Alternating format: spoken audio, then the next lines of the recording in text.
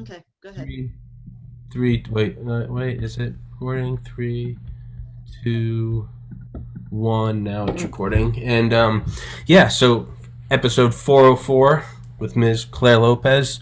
And so the woman that put Claire and I in touch, Alice Butler Short, passed away 2 days ago. And it's a huge bummer. I was blessed to know Alice for about 2 months. I only knew her for 2 months. And it made me think of that Buddhist quote.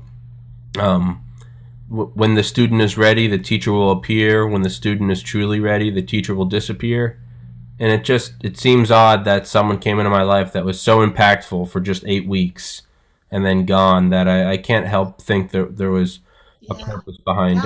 Alice was a wonderful friend to me, um, from Ireland, but a real American patriot. She knew the meaning of American exceptionalism. She embraced it, um, and led groups, patriotic groups, in our area, which is the DC capital area, which is how I came to know her. But just the loveliest lady you ever want to meet, lively and just full of life. And it's a terrible loss, that she's now gone and not with us anymore. Yeah. Yeah, it's so weird because she and I always texted. And I remember her saying she was like, "Yeah, like I was in the hospital." She's like, "I'm out now." She's like, it still kind of hurts, but she's like, "I'm just resting now." And I was like, "Okay, like glad to hear it." And then she kind of just she like didn't respond, which isn't like her. And I found out things had gotten worse. Yeah. And I was like, "Oh well, I was like, she'll get better." And then it just didn't get better. And it was very weird because it was like our last texts were like her. She's like, "I'm out." She's like, "I'm gonna be up and ready to go in a couple more days." And she's like, "I'm getting ready for 2024." And I was like, awesome. And then it just kind of, I don't know. It's very odd. It's very weird. I don't know. It's definitely kind of, Yeah. I can't say I know exactly, what took her down, but from what I understand, she fought hard to live. She loved life, but whatever it was too strong, and she succumbed. yeah. It's well, if anyone can, she deserves to rest. Alice lived a good life. The little I knew her, she lived a good life. She did. Again, for everybody listening, I'm dog sitting for a friend, so obviously don't have the studio mic and camera, and so apologize for that. Because we're only doing a half hour. We won't jump into any of the big topics we hit on last week, but I did want to ask you, what do you think about right now? It's kind of moving from conspiracy theory to it might become reality. COVID passports. What are your thoughts on that, Claire? I think it is entirely unconstitutional. It's un-American. I think that there is already gathering very strong pushback to even the concept of doing such a thing across the United States among citizen patriots. And I can't imagine that this will be allowed to go forward. Yeah, because right, Governor DeSantis he's issuing an executive order to not follow it, and with Florida and Texas, isn't it weird though how both they're not seeing spikes in cases? They followed their governors. Governor Greg Abbott in Texas and Governor Ron DeSantis in Florida followed very different paths than other states did. And while many other states were still locked down and masks everywhere, and they opened up and they said, business needs to be open, kids need to be in school. And what happened? Their cases went down. Hmm. Now, there are a lot of questions about how you count cases, of course, too. And, whether the commonly used test is even valid, or whether a whole bunch of the supposedly positive tests are actually false positives. I think you probably know, and maybe listeners do too, um, how they do these tests. They get a sample, right? Mm-hmm. And because the virus tends to be so minuscule in the sample, they spin it up in the laboratory and they augment it, PCR. And augment it and take it up through cycle after cycle after cycle until they get enough virus to say, oh, look, there's virus. It's a positive test. By which point it's completely meaningless, because the virus wasn't even sufficient enough to cause a positive test at the lower levels of these cycles. So, the counting is just completely bogus. And then, of course, we've got the Centers for Disease Control, if they've got even a shred of credibility left, which perhaps not, but on their own website months ago, they at the end of last year, they had already admitted on their website that barely 6% of the total numbers earlier counted as cases of this CCP virus, only 6% of the mortality, of the deaths, actually were attributable to the virus and only the virus. Not a heart attack, not morbid obesity, not a stroke, not a motorcycle accident, not an infected hangnail, but just the virus, 6%. So the true numbers of those that actually succumbed to the virus and only the virus, the CDC on its website says it's 6% of the total numbers. So who knows what to believe anymore, but certainly not the CDC.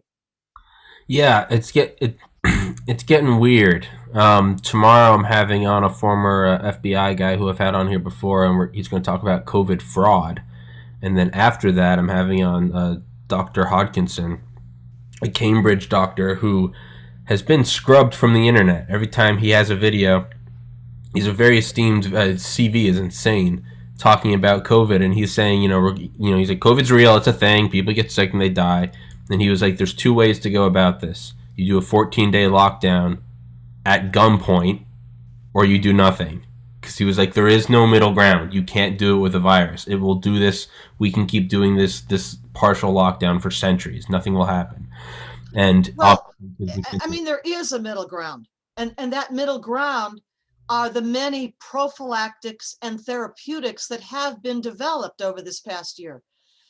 They include cheap, effective, and proven safe drugs, hydroxychloroquine, ivermectin, budesonide, treatments like monoclonal antibody treatments, and of course, vaccines. Well, if they actually were truly vaccines and not genetic experimental treatments, but there are things in the middle. You don't have to either lock down, which has never been done before, by the way, and it obviously doesn't work, or nothing.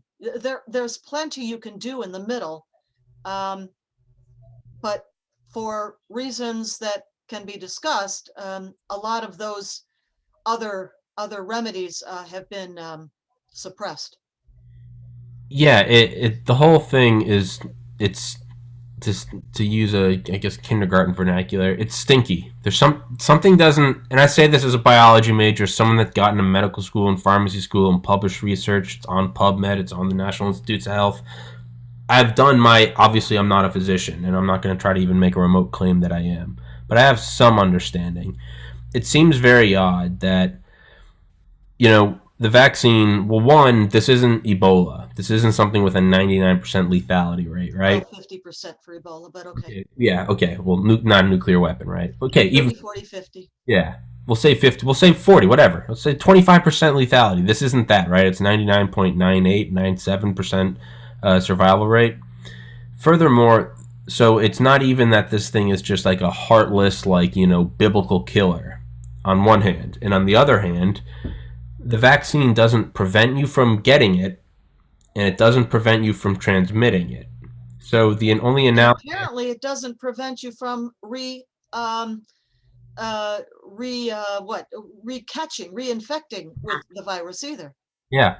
So let's just point out, because everything I just said, that's not a conspiracy. That statistic is from the CDC, the survival rate, and the vaccine, the four Moderna, AstraZeneca, and whatever the other ones are, Johnson and Johnson, and Pfizer. Pfizer. So none of this is a conspiracy. These are all facts. It doesn't prevent you from getting it. And it doesn't prevent you from transmitting it. So the only analogy I can think of in my head is COVID is let's just call it a contagious headache. We'll just use that. So let's say it's a contagious headache. You get it, you get a migraine, whatever. This doesn't stop you from getting the headache, and it doesn't stop you from transmitting the headache. So really what it is Tylenol. But it's not even Tylenol because Tylenol is tried and true and proven. This is a brand new painkiller for a contagious headache that sure kills some people, but 99.8% of people don't die. So when you add up all those things, it's not a biblical plague. It doesn't prevent you from getting it, and it doesn't prevent you from transmitting it.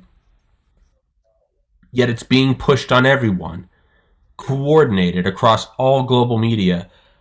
Man, at the risk of, strapping on my tinfoil hat, something doesn't add up. Is this just a money grab, or is this just never let a crisis go to waste? Is this just power? Well, I mean, I think it's a combination of things, right? So, in the beginning and even now, I think there is not a full good understanding of what this virus actually is. Part of that is a failure to honestly investigate its origins. WHO has been remiss. Um, I mean, that's putting it kindly. Owned and operated by the Chinese Communist Party would be a more honest way of putting that. Mhm. So lack of good knowledge about what this is and where it's going, what its actual genetic sequence truly is, how that has been, will be mutating. There's a lack of good knowledge about those things. Number two, you mentioned don't ever let a good crisis go to waste. And obviously, this crisis here in the United States and elsewhere around the world too has been used as a power grab by petty tyrants at the local level, city, town, state level, to grab power, to control people's lives in a a micro managerial way, very Marxist, obviously. And then the final thing is probably the money and the humongous amounts of money that are to be made from these vaccines. And well, what if it does mutate some more? Well, we're going to need another vaccine or two or three or four. I mean, you can just hear the cash register clinking every time it's mentioned. So it's all of the above. Yeah, it seems like it seems like it's a 21st century take on the military industrial complex, right? Well, as the threat moves, we're going to need new weapon systems, right? We're going to need to meet the Soviets in Afghanistan and Vietnam, and in space, and in the ocean. Like it's just, cha-ching, cha-ching, cha-ching. It seems like that's what's going on.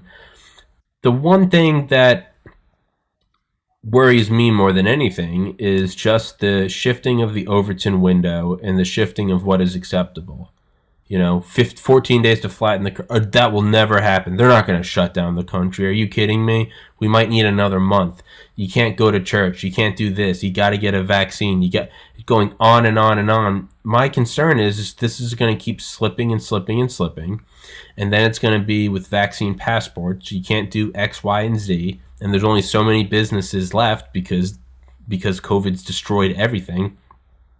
That very soon it's going to be, well, your passport isn't up to date. You didn't get the newest vaccine. And then it's going to slip from COVID to another variant to another variant. And it's going to be years down the road, and we're going to be daisy chaining from one thing to the next. It's going to be a long game of telephone to where no one's even going to remember where it began.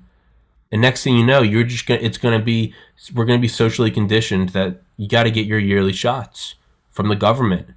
And Well, I'm happy to say that in state after state now, we are seeing um, governors and legislatures of principle, as well as citizen patriots, um, beginning to react. Mhm. We can look at a state we've mentioned, like Florida, um, where a very common sense, strong principled leader in Governor DeSantis is actually leading that state Mhm. in bucking all of that Marxist tyranny that's slipping down over us. Mhm. Other states are doing the same thing.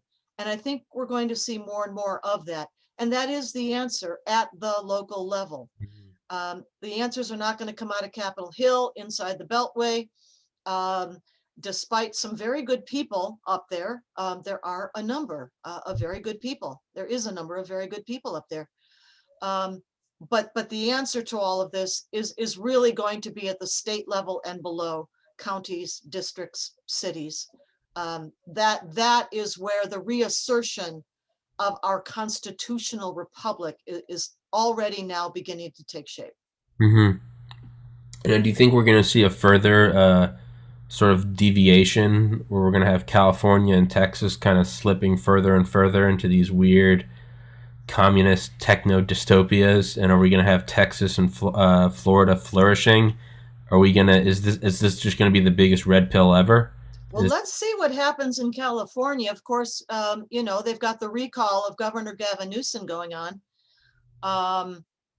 Governor Newsom going on, and they've got enough verified signatures now to put this on the ballot this year.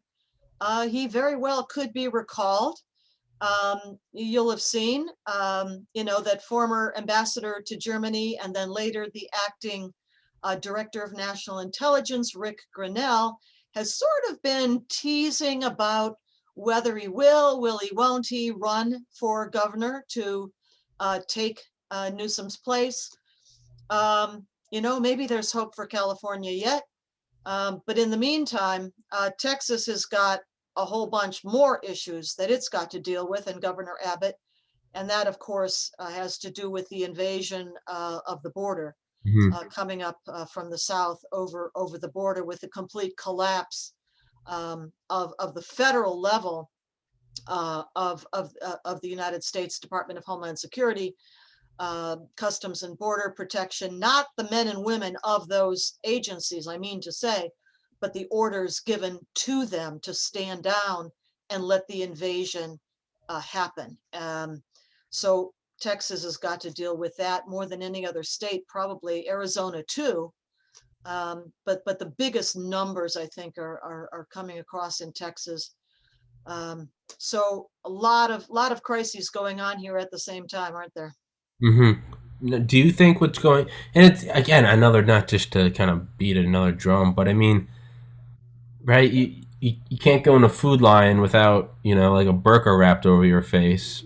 But then when it comes to the border, we just turn off COVID part of reality. We just say that doesn't exist anymore. We come on in, everyone come on in. But if I go into Walmart without a mask on, I'm killing everybody's grandma. It's It's crazy. It's absolutely crazy. But you can see now what the hierarchy of objectives are, right? Or what the hierarchy of objectives is. And that means that for the Democrat Party, the ones in control right now of our federal agencies, the number one top priority for them is get into the country a flood of more of what they hope will be one day future Democrat Party voters. mm-hmm. And virus and health concerns regarding the virus definitely have slipped to at least second place, if not further down the list. It's far more important to them now in this window as they see it, this small window before the backlash really kicks in. Certainly with elections, midterm elections next year in 2022. But in this window, I think the Democrat Party leadership, Marxist communists that they are, sees an opportunity that won't be with them for very long, that they've got to accomplish as much as they possibly can, ramming things through Congress, opening the border, flooding the country. And the virus, well, they'll worry about that later. But for right now, it's get these people in, get them in by the thousands, by the millions as fast as we can, because in their hope anyway, they may later be fast-tracked to a citizenship status, and boy, maybe they can even vote next year,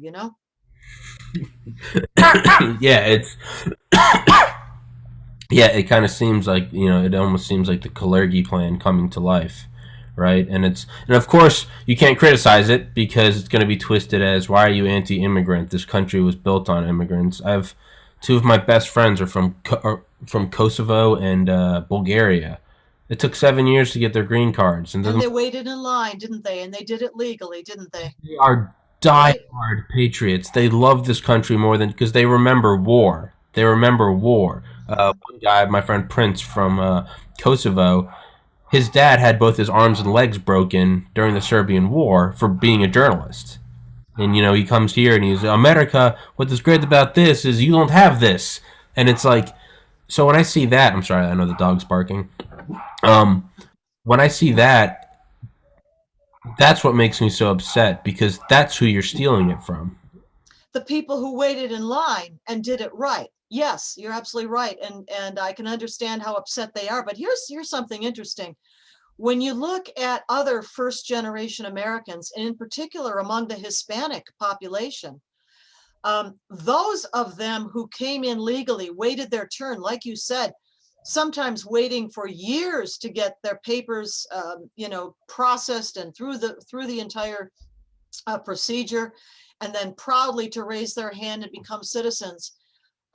They, maybe more than anybody else, resent the line jumpers, the ones who are being allowed in now to cut the line. And so I am not completely sure, how the sentiment may go among even those populations the Democrats might be counting on for support.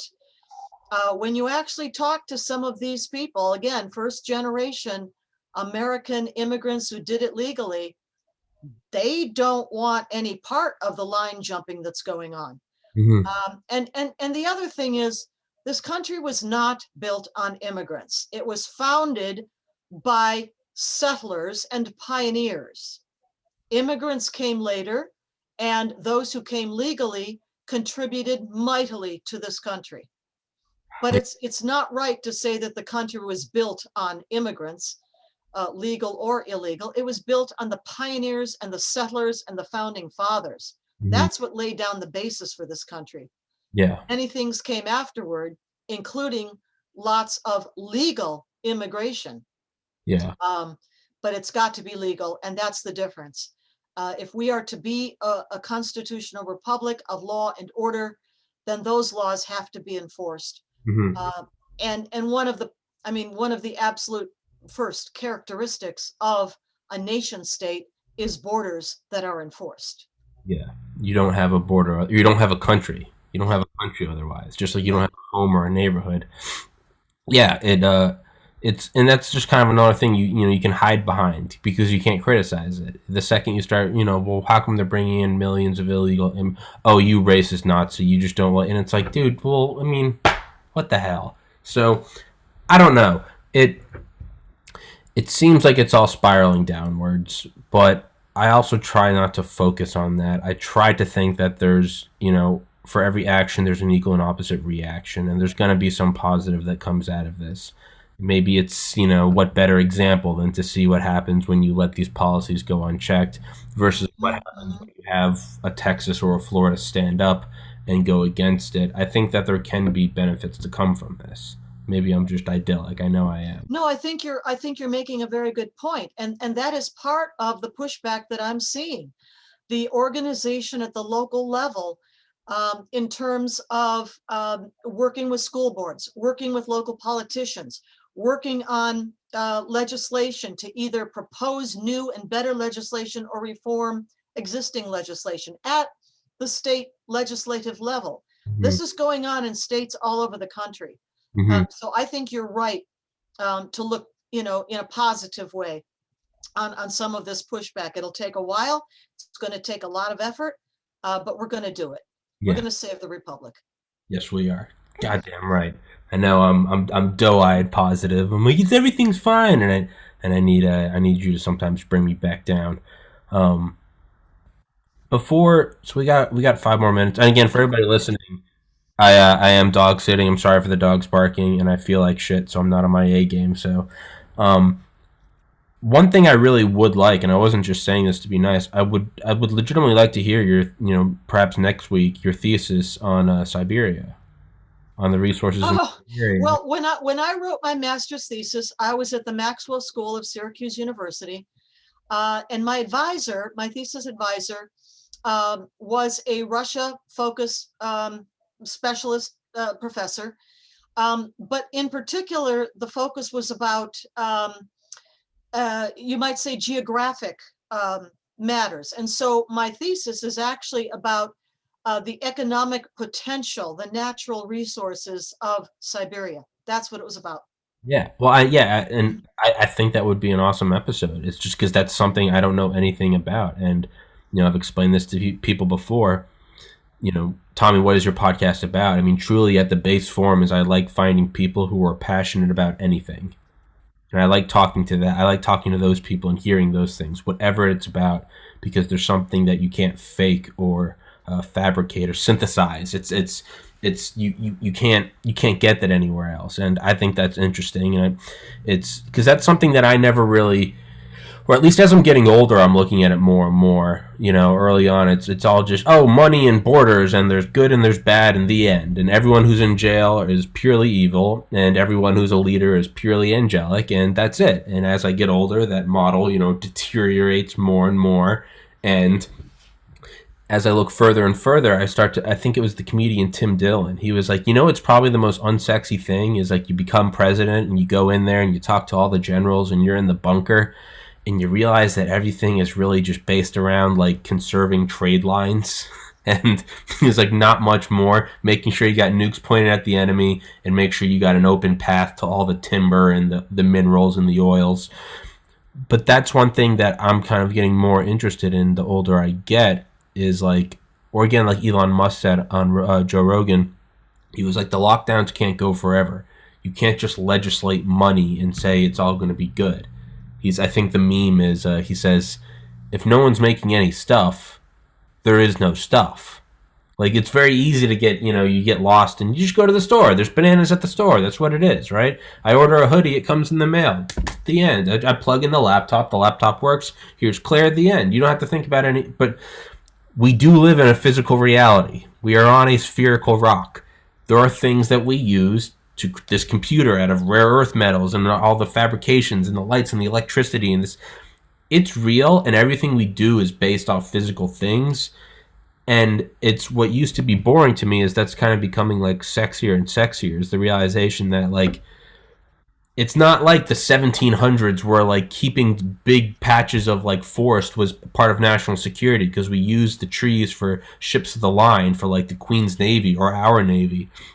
And it seems so removed because now it's all we have aircraft carriers and but it's like it all still comes out of the ground. And I know what I'm saying just sounds moronic, but maybe it's just the realization that like it really is the world is like a big video game and there are resources that different countries are on and we're plotting to get them. So in conclusion, that's why I would like to hear your Siberian. We can talk about it more next week. And indeed, in the years since I wrote that,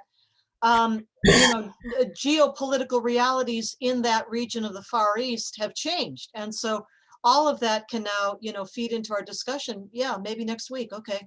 Okay. And again, Claire, I'm sorry I'm not at my A game. I feel like Oh, I wish you a speedy recovery. I hope you feel better soon. thank you so much. Next week we'll get back into it with a full-length episode. I've got complaints from people about last week being a short episode. I know I'm going to get complaints this week because more and more people, believe it or not, they tune in for Claire Lopez, not for me. So we're going to get back to full-length episodes next week because I am a vessel for them to reach you. I don't think I'm important. I think they can discard me. Well, I thank you for the platform, for the platform that lets us both reach all of your audience. So take care of yourself, and we'll talk again next week. Yes, man. Thank you so much. God bless and rest in peace, Alice. We love you. I know Alice, yeah. And God bless America. And gonna make you proud, Alice. All right, Claire. All right. Take care. Thank you very much.